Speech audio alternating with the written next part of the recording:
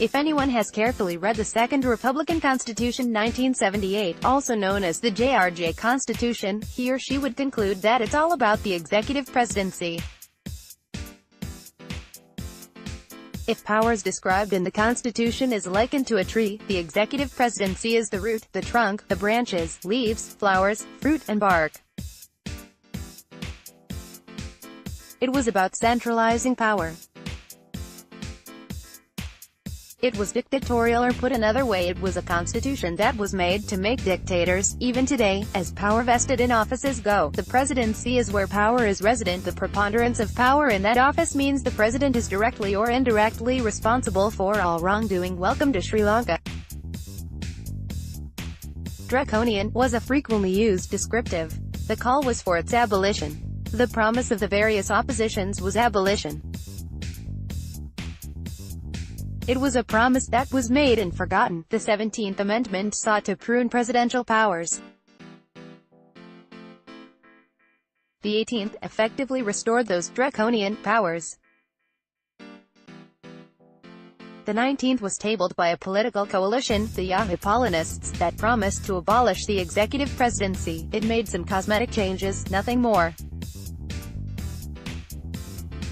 Even today, as power vested in offices go, the presidency is where power is resident. Is the president, more than anyone else, who can cause the most amount of change with the least amount of effort. The preponderance of power in that office means that the president is directly or indirectly responsible for all wrongdoing. This is why JRJ Wardeen, Rana Singaprimadasa, Chandrika Kumaradunga and Mahinda Rajapaksa, DB. Majantunga's tenure was an accident and short, are blamed for all the bad things that happened during their respective presidencies. By the same token, they deserve credit for whatever positives of the relevant periods. As such, President Premadasa is applauded for building houses, planting trees and the Janasavya, even as he is blamed for the worst two-year period of terror that Sri Lanka has suffered since independence, the Bhishnai of 1988-89. He is blamed even though it was his predecessor who planted its seeds through many undemocratic acts, including the scandalous referendum of 1982, the rigging of the 1982 presidential election, attacks on workers and students, abusive parliamentary majority to pass partisan legislation, and so on. Since 1978, people have ranted and raved about the anti-democratic nature of the JRJ Constitution. Kumaradunga's reign was marked by nothing done, and marred by the murder of a newspaper editor, shameless election malpractice and intimidation, including the stripping of a woman. Rajapaksa's case is more interesting. He did not have the baggage that Premadasa had to contend with, in no small part because his predecessor did not disguise her absolute antipathy. He started with a clean slate, then. All wrongdoing during his tenure get credited to him and him alone, either on account of indulgence or else complicity or incompetence. His detractors called him a hawk. The hawk was accused of purchasing LTTE support to win the election by stopping Tamils in LTTE-controlled areas from voting. The hawk chose to talk with the LTTE. The hawk opted for a military offensive only after the LTTE attempted to assassinate the army commander. During the tenure of the hawk, what his predecessors promised but could not deliver was achieved. The LTTE was militarily defeated. The war came to an end. The hawk was by constitutional edict a dictator, and he chose to exercise the dictatorial powers vested in his office, for good and bad. Regardless, the hawk, by very dint of constitutional reality, deserves credit for defeating the LTTE.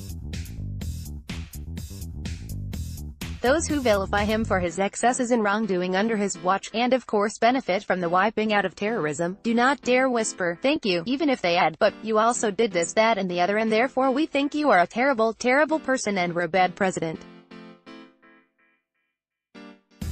In Sinhala, we call it kuhakakama, roughly translatable as hypocrisy. In other words, you can't confer the karamaya while denying the urumaya. You can't vilify and withhold the praise. That's hypocritical. Hypocrisy, however, is one of the most prominent features of our political culture, so we need not be surprised or alarmed. It's how things are. Simply, now we have Maithripala Sirisena, who regardless of powers vested in his office decided that he would share power with Ranil Wickremesinghe. The one is politically tied, for better or worse, to the other. Crimes of omission and commission are therefore attributable to both the Karamaya and the Urumaya, although one would be strained to find things that could come under the latter. All this is history. Now, we are looking to 2020 or 2019 as the case could be. It's the season for vilification. It's hypocrisy season in full bloom. Amusingly, it is those who ardently called for legislation to combat hate speech, a measure that would outlaw more than one book that certain religious communities swear by the way, who are indulging in all this, out, innocent until proven guilty. In, vilification. Out, acknowledgement of accomplishment. In, praising non-performers. Out, brand building of preferred choice, perhaps on account of there being certain things that are not in the realm of the possible. In, inadvertently raising the profile of the feared opponent through vilification, giving the enemy a visibility free of charge. Out, all the ethics associated with Yahapalanaya. In, same old, same old. Out, looking for a winnable candidate. In, silly attempts to do away with the office since victory is a hopeless proposition. Welcome to Sri Lanka, land of liberal doublespeak, nation of uncivilized charlatans who are loath to look at the mirror. At the end of the day, we still have a made-to-make dictators constitution. Let's just enjoy the spectacle of pots and kettles trying to convince they are white as snow spotless. Melinda Seneviratne is a freelance writer. melindasenevi@gmail.com. Twitter, melindasene. Blog, www.melindawords.blogspot.com.